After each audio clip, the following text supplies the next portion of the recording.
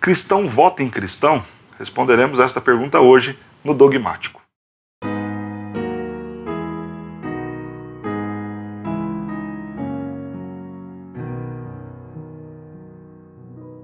Se aproximam os dias da eleição e uma frase muito comum que nós já ouvimos inúmeras vezes nesse período é: cristão vota em cristão. Mas será que esta é uma máxima verdadeira? Será que realmente o cristão só deve votar em cristãos? Eu quero colocar 3 problemas em relação a esta frase. O primeiro problema é que esta frase ignora a graça comum. Deus não abençoa e não capacita apenas cristãos. Ele também capacita ímpios para que eles façam bons trabalhos. Veja o que a palavra de Deus nos ensina lá em Atos capítulo 14, versos 16 e 17.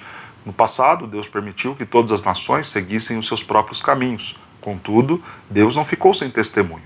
Mostrou sua bondade, dando-lhes chuva do céu e colheitas no tempo certo, concedendo-lhes sustento com fartura e um coração cheio de alegria.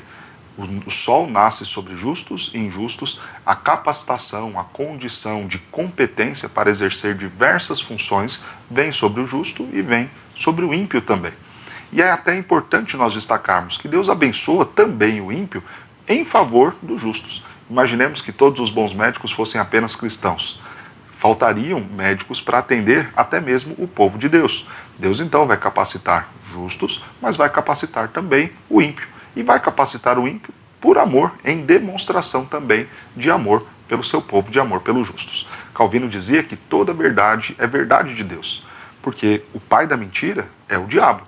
Considerando isso, e lendo, por exemplo, em Tiago, capítulo 1, verso 17, que todo dom perfeito e toda boa dádiva provém do céu, provém de Deus, nós podemos considerar que Deus pode sim usar um ímpio, capacitar um ímpio, dar a ele uma excelente condição para fazer um grande trabalho em nossas cidades. Considerar então que crente só vota em crente, cristão só vota em cristão, é ignorar o fato de que Deus pode se valer da graça comum, se valer do ímpio, para trazer bem ao seu povo. O segundo problema nesta frase, cristão vota em cristão, é que nós ignoramos a queda e os seus efeitos. É claro que o justo não sofre mais a condenação ao inferno. Aquele que creu em Cristo Jesus não será mais condenado ao inferno. Mas, infelizmente, ainda estamos numa realidade de mundo caído, ainda sofremos nós também, cristãos, com o pecado. Pensar, então, que a pessoa, simplesmente porque é cristã, não vai se envolver com nenhum tipo de corrupção, ou até mesmo não vai falhar e ter uma má gestão por dificuldades ligadas à condição de mundo caído que vivemos, é ser um tanto quanto ingênuo. Veja o que o apóstolo Paulo nos ensina lá em Romanos, capítulo 7, versos 22 e 23. Porque no tocante ao homem interior tenho prazer na lei de Deus, mas vejo nos meus membros outra lei, que guerreando contra a lei da minha mente, me faz prisioneiro da lei do pecado que está nos meus membros.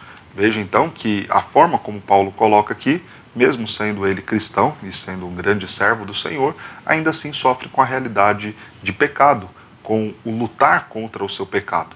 Nós podemos considerar, claro, que um cristão, servo do Senhor, cheio do Espírito Santo, terá maior resiliência em relação ao pecado, à corrupção, em relação aos muitos desvios que a vida pública, infelizmente, oferece e apresenta para um político.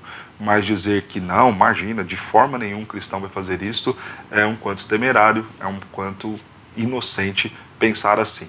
Então, não necessariamente o cristão vota em cristão na expectativa de que este irmão nosso não cometerá nenhum erro na gestão pública. Isso seria um erro. Por fim, esta frase que cristão vota em cristão ignora a vocação do Senhor. Não é porque ele é cristão que necessariamente está vocacionado pelo Senhor para servir como um político, como um magistrado civil. Olhemos aquilo que nos diz a palavra de Deus lá na primeira carta de Pedro, capítulo 4, verso 10. Servir uns aos outros, cada um conforme o dom que recebeu, como bons dispenseiros da multiforme graça de Deus. A multiforme graça de Deus capacita o homem em diversas áreas. Talvez este irmão nosso seja um grande servo do Senhor, habilitado para ser um bom médico, habilitado para ser um bom missionário, um grande pastor, mas não necessariamente recebeu do Senhor esta capacitação, esta vocação para ser um político, para ser alguém da vida pública, um cidadão que vai exercer a liderança da sua cidade, da sua nação. Então, consideremos que não necessariamente porque é um cristão será vocacionado para ser um bom político. Pastor, mas se cristão não vota em cristão necessariamente, em quem eu devo votar? Eu quero trazer aqui 5 sugestões para que você pense, para que isso te ajude a escolher o seu candidato no próximo domingo. Primeiro, veja a vida dessa pessoa. Honestidade é uma característica fundamental em nossos candidatos.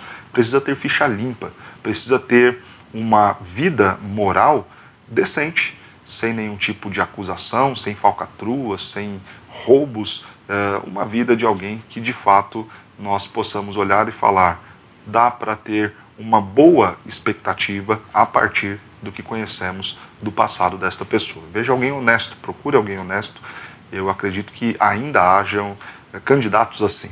Segundo, veja o preparo, a competência daquela pessoa. Qual é a formação dela para o exercício daquele cargo? E não apenas um bom currículo, mas um currículo que se encaixe com as necessidades da sua cidade. Talvez a sua cidade seja extremamente segura, mas tenha um problema sério com a questão, por exemplo, da saúde. Então não adianta ter um bom capitão do exército ali. Talvez um bom médico para atuar nesta área mais pontual e necessária da sua cidade vai ser mais útil para o seu município do que um advogado, do que um capitão do exército ou da polícia. Então veja, qual é a maior necessidade da sua cidade, que perfil, que currículo, que preparo, que formação acadêmica poderá servir mais aos interesses do povo, aos interesses da cidade. Uma terceira dica aí para que você escolha o seu candidato, veja a experiência dele. Cuidar de uma cidade, cuidar de uma nação não é algo fácil, exige muita competência, muita experiência. Veja então alguém que, sendo honesto, que tendo um passado limpo, tem também experiência na gestão de grandes negócios, de grandes empreendimentos. Não necessariamente uma empresa, mas talvez uma ONG, talvez uma igreja, porque não? Não há problema em ser talvez um líder nesta área, mas veja pessoas que tenham experiência de cuidar de outras pessoas. Quarta dica para você: alguém que respeite a liberdade religiosa. Não necessariamente precisa ser um cristão, mas minimamente precisa respeitar a liberdade que temos para cultuar. E a última dica, veja alguém que também esteja em um partido, porque a gente sabe que os partidos influenciam muito, alguém que esteja em um partido que defenda a liberdade religiosa, um partido que vai defender esta condição moral elevada que estamos requerendo aqui. Se isso não for verdade no partido daquele candidato, pode até ser nele, mas com certeza aquele partido vai influenciar negativamente nas decisões que ele tomará mais adiante. Nós sabemos que o meio político é um meio difícil, complicado, mas esta é a forma como as lideranças são levantadas em nosso país. Precisamos louvar a Deus porque nós podemos participar desse processo de escolha. Então, façamos as nossas escolhas de forma consciente. Ore antes de decidir. Ore por aqueles que você vai votar. Ore por aqueles que forem eleitos. Trabalhe pelo bem da cidade. É a orientação que temos lá em Jeremias, no capítulo 17. Que Deus te abençoe, que Deus abençoe a nossa nação nesse próximo pleito eleitoral, que tenhamos boas pessoas servindo bem a nossa nação, a nossa cidade, e que tudo isso resulte no nosso bem-estar, para a glória do nosso Deus.